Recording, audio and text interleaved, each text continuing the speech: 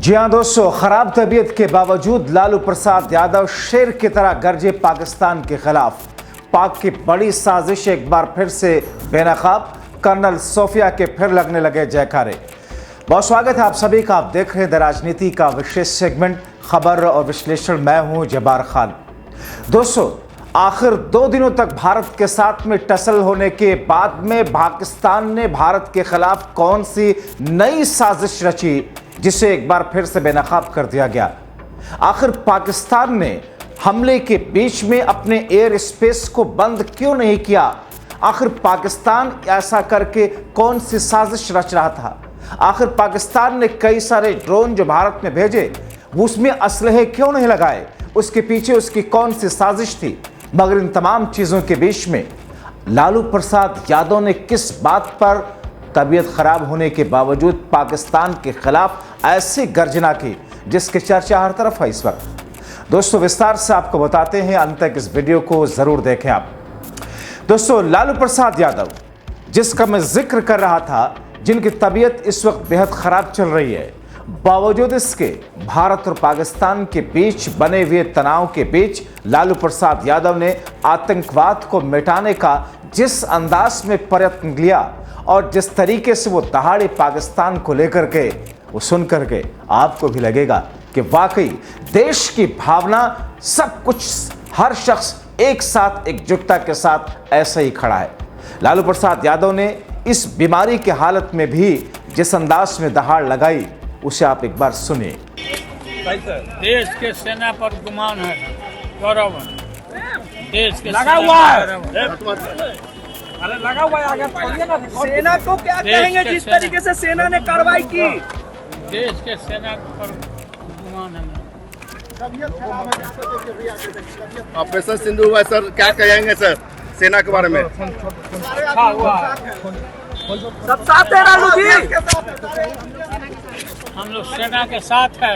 तो उधर लालू प्रसाद यादव के बेटे तेजस्वी यादव ने भी पक्ष और विपक्ष की एकजुटता की शक्ति और सेना के पराक्रम का जिक्र करते हुए कहा, जब भी देश की सुरक्षा की बात आएगी, देश की बात आएगी, तो पूरा देश एक साथ खड़ा है, चाहे पक्ष हो या विपक्ष हो। हम सब लोग एक देश है, तभी हम सब। और सबसे बड़ी बात कि भारत की जो सेना है उसके बदौलत ही हम लोग सुरक्षित है, हमारा सीमा सुरक्षित है। हमारा पूरा विश्वास सेना के प्रति है और हमारी भारतीय सेना ने इतिहास में कई बार जो है इतिहास रचने का काम किया। यही पाकिस्तान के जो है 2 टुकड़े भी किए, पाकिस्तानी आर्मी को सरेंडर भी कराया, कई युद्ध भी हराए। तो हम सब लोगों ने पहले भी सरकार के प्रति, या सरकार जब भी बैठक में बुलाती है तो हम लोगों का पूरा साथ रहता है। विदेश मंत्रालय ने 9 मई की शाम को जो प्रेस कॉन्फ्रेंस की और जिस तरीके से पाकिस्तान के बारे में खुलासा किया उसे सुन करके चौंक जाएंगे। मगर अंतर्राष्ट्रीय मंच पर पाकिस्तान एक बार फिर से बेनकाब हो गया है। ये बताया गया कि जिस अंदाज में भारतीय शहरों पर पाकिस्तान ने हमला किया, संभवतः ये तुर्की निर्मित ड्रोन का इस्तेमाल किया है और इसके मलबे की फॉरेंसिक जांच के जरिए से ये सारी की सारी चीजें पता चल रही हैं। अब ऐसी स्थिति में सबसे खास बात यह है दोस्तों कि पाकिस्तान ने तुर्की के 300 से 400 ड्रोन के साथ में लेह से सर क्रीक तक 36 जगहों पर भारत की वायु सीमा में हमले की कोशिश की, लेकिन इसे नाकाम कर दिया गया। कई ड्रोन मारे गिराए गए। प्रेस कॉन्फ्रेंस में बताया गया कि पाकिस्तान इन ड्रोन के जरिए भारत की वायु सीमा की टोह लेना चाह रहा था। मगर सबसे चौंकाने वाली बात यह कि पाकिस्तान ने अपने वायु क्षेत्र में नागरिक विमानों का इस्तेमाल ढाल के तौर पर किया दोस्तों। यानी कि 8 मई 2025 को रात 9 बजे के करीब जब मिसाइल और ड्रोन से हमला किया पाकिस्तान ने, उस दौरान उसने अपना एयर स्पेस बंद नहीं किया, नागरिकों का इस्तेमाल उसने अपने ढाल के तौर पर किया। दोस्तों, आप सोचिए कि भारत ने अपने बेशुमार एयरपोर्ट्स को बंद कर दिए, बेशुमार फ्लाइट्स कैंसिल की, मगर दोस्तों पाकिस्तान के इलाके में नागरिक उड़ानें चलती रहीं। यानी कि डोमेस्टिक जो फ्लाइट्स थी उन्हें रोका नहीं गया, उसमें यात्री सवार थे। पाकिस्तान ने जानबूझकर अपने एयरपोर्ट खुले रखे, एयर स्पेस बंद नहीं किया, नागरिकों का इस्तेमाल ढाल के तौर पर किया, ताकि अगर कोई डोमेस्टिक के साथ में, फ्लाइट के साथ में कोई कैजुअलिटी हो भारत के डिफेंस के तौर पर जवाब देने में, तो फिर दुनिया के सामने भारत पर पाकिस्तान एक आरोप मढ़ सके। प्रेस कॉन्फ्रेंस में बताया गया कि 7 मई 2025 की रात आकरा और असफल ड्रोन और मिसाइल हमला करने के बाद भी पाकिस्तान ने अपने नागरिक हवाई क्षेत्र बंद नहीं किया। उन्होंने कहा कि पाकिस्तान अपने नागरिक विमानों को ढाल के तौर पर इस्तेमाल करता रहा, जबकि उसे पता है कि भारत उसके हवाई हमले की तीव्र प्रतिक्रिया होगी। यह भारत और पाकिस्तान के अंतर्राष्ट्रीय सीमा के करीब उड़ान भरने वाले अंतर्राष्ट्रीय उड़ानों समेत नागरिक विमानों के लिए सुरक्षित नहीं है। प्रेस कॉन्फ्रेंस में बताया गया कि पाकिस्तान में पंजाब सेक्टर में हाई एयर डिफेंस अलर्ट की स्थिति है। फ्लाइट रडार 24 नाम के ऐप के डेटा के आधार पर बताया गया कि भारतीय हवाई क्षेत्र घोषित बंद के कारण नागरिक यातायात से रहित है, लेकिन कराची और लाहौर रूट पर एयरलाइन उड़ान भर रही है। एक एयरबस 320 की उड़ान का डेटा भी दिया गया। इस विमान ने शाम 5:50 पर उड़ान भरी। इसने दमन से उड़ान भरी थी और रात 9:10 पर लाहौर में उतरा। उन्होंने यह भी बताया कि भारत की वायुसेना ने अपनी प्रतिक्रिया में संयम दिखाया। इस तरह भारत ने अंतर्राष्ट्रीय नागरिक विमान सेवा की सुरक्षा सुनिश्चित की। मगर दोस्तों, भारतीय वायुसेना ने अपनी प्रतिक्रिया में जिस अंदाज में संयम दिखाया, जिस तरीके से सूझबूझ का काम किया, उसकी हर तरफ आज तारीफ हो रही है। विदेश सचिव विक्रम मिस्री कहते हैं कि पाकिस्तान की ओर से उकसाने वाली कार्रवाई हुई। भारतीय शहरों और सिविलियन इंफ्रास्ट्रक्चर, मिलिट्री ठिकानों को टारगेट किया गया। पाकिस्तान दावा करता है कि किसी धार्मिक स्थान पर हमला हमने नहीं किया, जबकि हकीकत यह है कि उन्होंने पुंछ में गुरुद्वारे पर हमला किया। इन हमलों की जिम्मेदारी लेने के बजाय पाकिस्तान कह रहा है कि भारतीय आर्मी ऐसा कर रही है।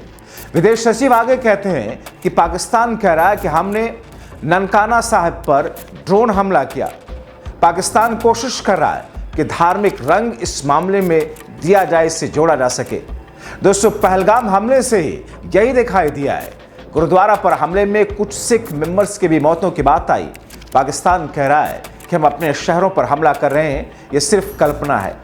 इस बीच में एक और सबसे चौंकाने वाली बात यह कि पाकिस्तान ने बिना हथियार वाले ड्रोन भेजे। इसके पीछे पाकिस्तान की गहरी साजिश थी। प्रेस कॉन्फ्रेंस में बताया गया कि इन हमलों का उद्देश्य भारतीय एयर डिफेंस सिस्टम की क्षमता की जांच करना था और खुफिया जानकारी इकट्ठा करना था। पाकिस्तान की ओर से ड्रोन भेजने का मकसद लोगों में दहशत फैलाना हो सकता है, साथ ही भारतीय सेना के सैन्य ठिकानों के बारे में जानकारी जुटाना भी था। दोस्तों, एक बार फिर 9 मई की शाम को विदेश सचिव Vikram Misri, colonel Sofia Qureshi, wing commander Vyomika Singh ने सबूतों के साथ में पाकिस्तान की नापाक साजिश का पर्दाफाश किया। भारत और पाकिस्तान तनाव के बीच विदेश मंत्रालय की यह लगातार तीसरी प्रेस कॉन्फ्रेंस रही। और इस बीच भारत और पाकिस्तान के बीच स्थित चीनी दूतावासों ने अपने नागरिकों को यह सलाह दी है कि वो दोनों देशों की यात्रा करते समय सावधानी बरतें। एडवाइजरी में कहा गया है कि भारत पाकिस्तान के बीच में 3 दशक की सबसे भीषण लड़ाई चल रही है। दोस्तों, इस बीच पाकिस्तान की तरफ से अनाप शनाप बयान भी आ रहे हैं। पाकिस्तानी सेना के प्रवक्ता शरीफ चौधरी दावा करते हैं कि भारत अपने राजनीतिक मकसद को पूरा करने के लिए आतंकवाद का फायदा उठा रहा है। वो कहते हैं कि पाकिस्तान ने पहलगाम मामले की निष्पक्ष जांच करने की कई पेशकश की, लेकिन भारत ने हर बार इसे खारिज कर दिया। दोस्तों, इस बीच में इमरान खान की रिहाई के लिए कोर्ट में याचिका भी पाकिस्तान में लगाई गई। बताया जा रहा है कि पाकिस्तान के पूर्व प्रधानमंत्री इमरान खान की रिहाई के लिए कोर्ट में याचिका दायर कर दी गई। याचिका को खैबर पख्तूनख्वा के मुख्यमंत्री अली अमीन ने दायर किया। इमरान इस समय रावलपिंडी की आडियाला जेल में बंद हैं। याचिका में भारत से जंग जैसे हालात में आडियाला जेल पर ड्रोन हमले की आशंका को वजह बताया गया। और इस बीच में 9 मई की देर शाम प्रधानमंत्री नरेंद्र मोदी सशस्त्र बलों के दिग्गजों के साथ एक ग्रुप से मुलाकात करते हुए दिखाई दिए।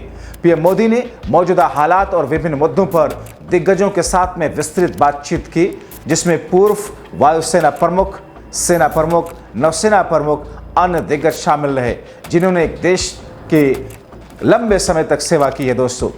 इस बीच पाकिस्तान के पूर्व प्रधानमंत्री नवाज शरीफ ने अपने भाई और वर्तमान पाकिस्तान के प्रधानमंत्री शहबाज शरीफ को सलाह दी है कि वो स्थिति को कूटनीतिक तरीके से संभाले। Pakistani media outlet the express Tribune में छपी खबर के मुताबिक नवाज शरीफ, जो कि हाल में ही लंदन से पाकिस्तान लौटे हैं, उन्होंने राष्ट्रीय सुरक्षा समिति यानी कि NSC की बैठक में लिए गए निर्णयों पर जानकारी प्राप्त करने के बाद शहबाज शरीफ से मुलाकात की। बैठक में भारत द्वारा सिंधु जल संधि यानी कि इंडस वाटर ट्रीटी को निलंबित करने के फैसले के बाद रणनीति पर चर्चा हुई। रिपोर्ट के अनुसार नवाज शरीफ ने कहा कि मौजूदा स्थिति में पाकिस्तान को आक्रामक रवैया अपनाने के बजाय सभी उपलब्ध कूटनीतिक साधनों का उपयोग करना चाहिए ताकि दोनों परमाणु संपन्न देशों के बीच तनाव को कम किया जा सके और क्षेत्र में शांति स्थापित की जा सके। इससे पहले भी दोस्तों साल 2023 में नवाज शरीफ ने भारत के साथ में अच्छे संबंधों के महत्व को रेखांकित करते हुए कहा था कि 1999 में उनकी सरकार को इसलिए हटाया गया क्योंकि उन्होंने कारगिल युद्ध का विरोध किया था। द न्यूज़ इंटरनेशनल के अनुसार नवाज ने कहा था कि PMLN ने हमेशा अच्छा प्रदर्शन किया लेकिन हमेशा सत्ता से बाहर कर दिया गया। नवाज कहते हैं, मैं जानना चाहता हूं 1993, 1999 में मेरी सरकार को क्यों हटाया गया? क्या इसलिए क्योंकि हमने कारगिल युद्ध का विरोध किया था? क्योंकि उस कारगिल युद्ध के बाद में और उस कारगिल युद्ध को किस तरीके से परवेज मुशर्रफ ने शुरू किया, मगर नवाज शरीफ ये कहते हैं कि हमने वहां पर जिस तरीके से उस युद्ध को हटाने के लिए, उस युद्ध का विरोध करने के लिए जो आवाज़ें उठाई, उसके बाद हमारी सरकार को हटा दिया गया दोस्तों। तो ऐसे में अब जबकि नवाज शरीफ अपने भाई और पाकिस्तान के प्रधानमंत्री शहबाज शरीफ को अपना बेशकीमती और तजर्बे के आधार पर मशवरा दे रहे हैं, क्या पाकिस्तान के प्रधानमंत्री शहबाज शरीफ उसे मानेंगे? और क्या पाकिस्तान ने जिन साजिशों को रचा, जिस तरीके से अपने एयर स्पेस को बंद नहीं किया और जिस वक्त पाकिस्तान ड्रोन हमले कर रहा था, उसे पता था भारत इसकी जवाबी कार्रवाई करेगा डिफेंस में, और ऐसे में वहां पर लगातार फ्लाइट्स चलती रहीं। ये दिखाता है कि पाकिस्तान अपने आम नागरिकों को भी किस तौर पर ढाल के तौर पर इस्तेमाल कर रहा दोस्तों। अब ऐसे में देखना होगा कि आगे की स्थिति बन क्या रही है, क्योंकि 9 मई की शाम को भी एक बार फिर से तनावपूर्ण वाली स्थिति दिखी है। मगर इन तमाम चीजों के बीच में लालू प्रसाद यादव ने जिस तरीके से पाकिस्तान को लेकर आतंकवाद के खिलाफ दहाड़ लगाई है, एक बार फिर से लालू प्रसाद यादव बीमारी की इस हालत में भी चर्चा का विषय बने हुए हैं। आपको क्या लगता है? अपनी राय कमेंट बॉक्स में जरूर लिखें। अभी के लिए इतना ही। आप सभी का अंत तक वीडियो देखने के लिए बहुत शुक्रिया।